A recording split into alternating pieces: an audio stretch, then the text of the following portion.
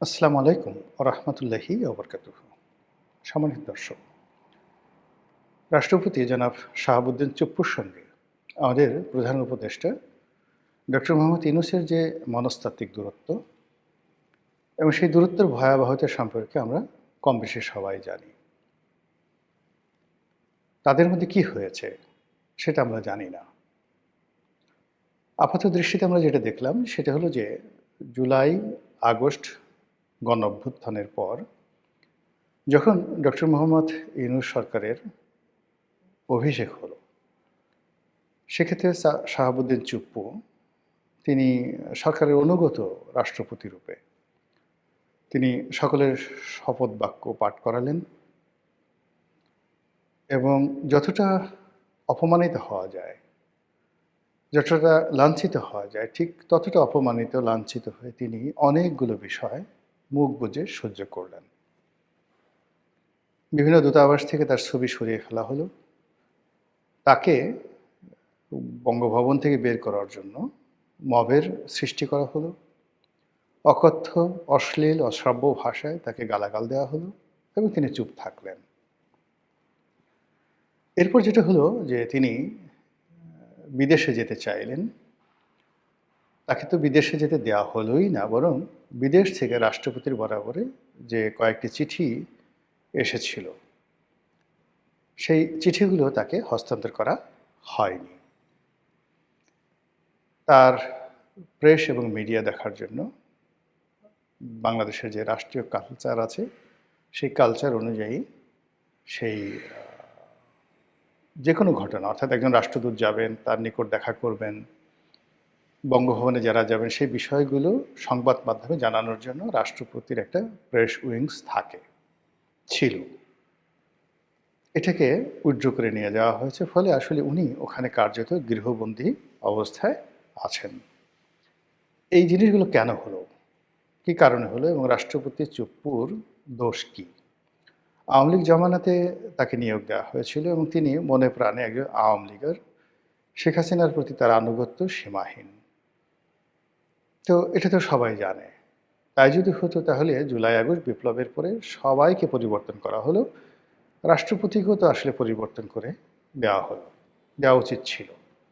কিন্তু সেটা যখন করা হলো না, সেই ক্ষেত্রে রাষ্ট্রপতিকে যদি আপনি পদে রাখেন, তাহলে ব্যক্তি জনাব শাহাবুদ্দিন চুপ্পু নয়, রাষ্ট্রপতি, গণপ্রজাতন্ত্রী বাংলাদেশ সরকারের রাষ্ট্রপতির যে প্রাপ্য সম্মান এবং মর্যাদা, এটা দিতে জাতি হিসেবে যদি আমরা কার্পণ্য করি, তাহলে আমাদের পুরো শাসনতান্ত্রিক ব্যবস্থাতে যে বদ নজির তৈরি হলো, এটি আগামীতে চলতে থাকবে। সেই কাজটি ডক্টর মোহাম্মদ ইউনূসের জমানাতে প্রবলভাবে হলো। রাষ্ট্রীয় যখন প্রোটোকল প্রদর্শন করা হয়, সেখানে রাষ্ট্রপতি ১ নম্বর ব্যক্তি। তিনি মঞ্চে উঠবেন, বাকি সবাই থাকবেন। এবং এখন যদি প্রধান উপদেষ্টা বলা হয়, তাহলে এটার অন্তর্নিহিত সত্য কী? প্রধান উপদেষ্টা মানে রাষ্ট্রপতিকে যিনি উপদেশ প্রদান করবেন। তো রাষ্ট্রপতিকে যিনি উপদেশ প্রদান করবেন, উপদেষ্টা, তিনি তো আসলে রাষ্ট্রপতির চেয়ে বড় হন না।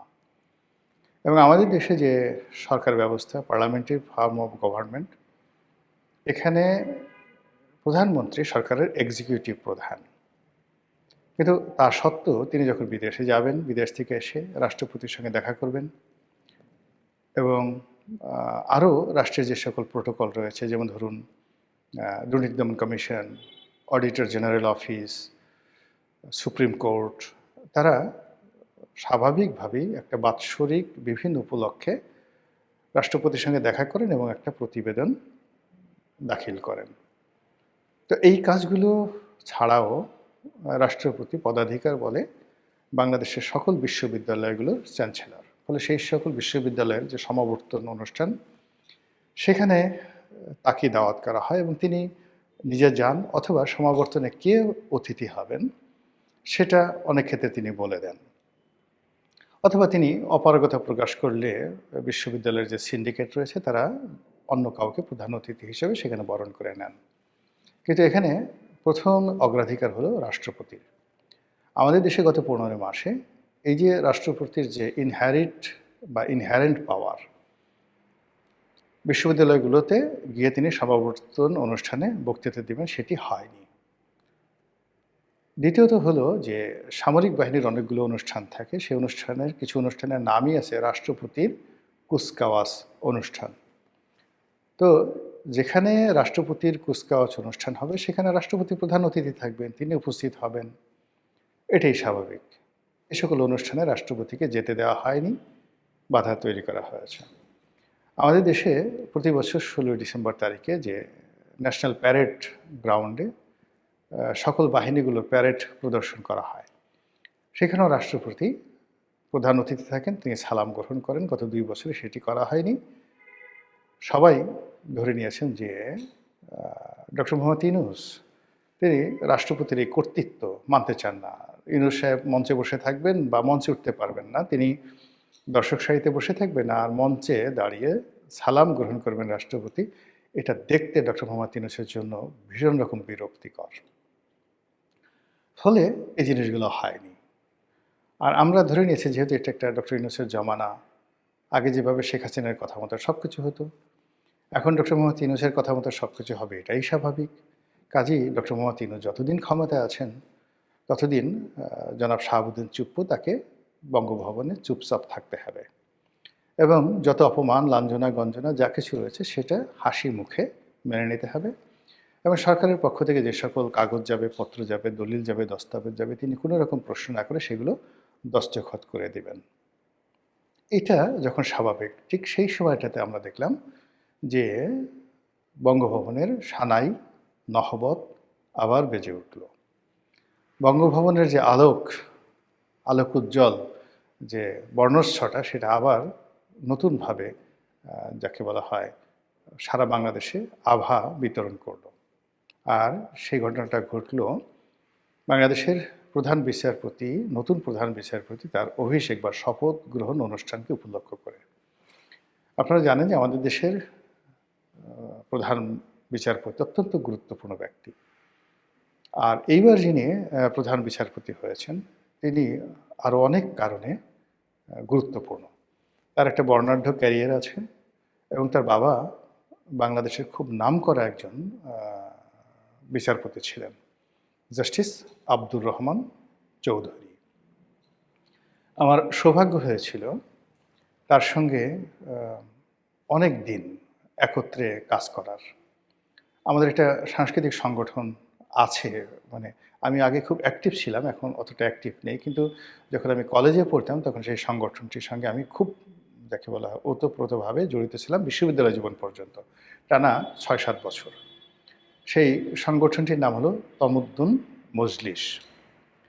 তো জাস্টিস আব্দুর রহমান চৌধুরী তিনি এই তমুদ্দুন মজলিসের একজন মেন্টর ছিলেন।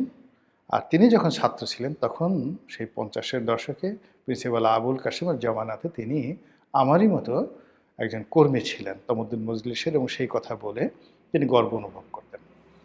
তো তার আছে বর্ণাঢ্য রাজনৈতিক অভিজ্ঞতা, মানে বর্তমান যিনি প্রধান বিচারপতি তার বাবার আব্দুর রহমান চৌধুরীর বর্ণাঢ্য রাজনৈতিক অভিজ্ঞতা।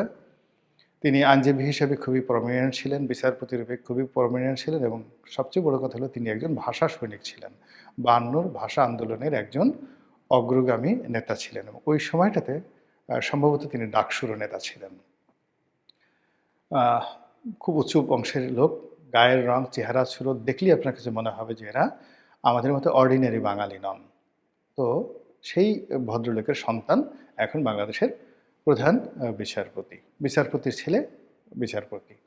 তো সেই দিক থেকে এই যে তার যে উচ্চ আদালতে তার যে অভিষেক, এটা দ্বিতীয় প্রজন্ম। তার বাবা প্রথম প্রজন্ম, তিনি দ্বিতীয় প্রজন্ম। আর অন্য একটা বক্তব্যে তিনি বলেছেন যে আইনজীবী হিসাবে এটি তিনি তৃতীয় প্রজন্ম। সম্ভবত তার দাদাও খুব বড় আইনজীবী ছিলেন।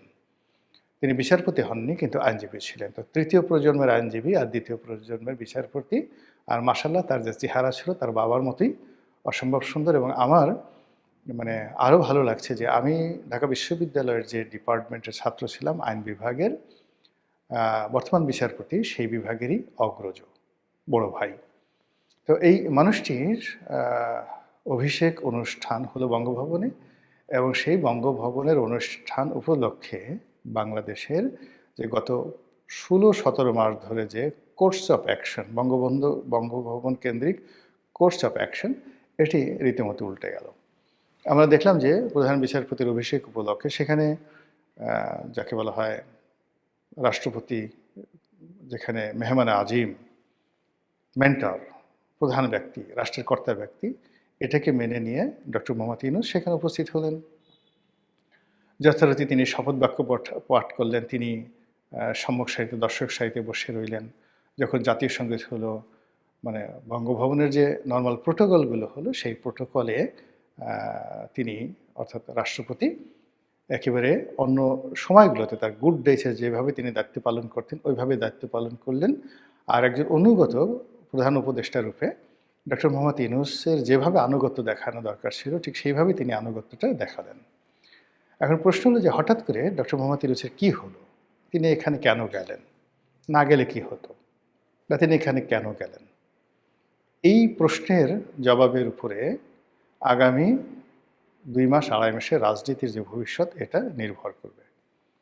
দ্বিতীয়ত হলো যে জনাব শাহাবুদ্দিন চুপ্পু, তার মধ্যে যে দৃঢ়তা দেখা গেল, তিনি পুরো অনুষ্ঠানে যেভাবে মুচকি মুচকি হাসছিলেন, ফলে এটাকে একটা নেহায়েত অনুষ্ঠান বা ওই দিনের জন্য এই ঘটনাটা ঘটেছে, দ্বিতীয়বার ঘটবে না এরকম মনে হয়নি। মনে হলো যে উনি প্রাণ ফিরে পেয়েছেন।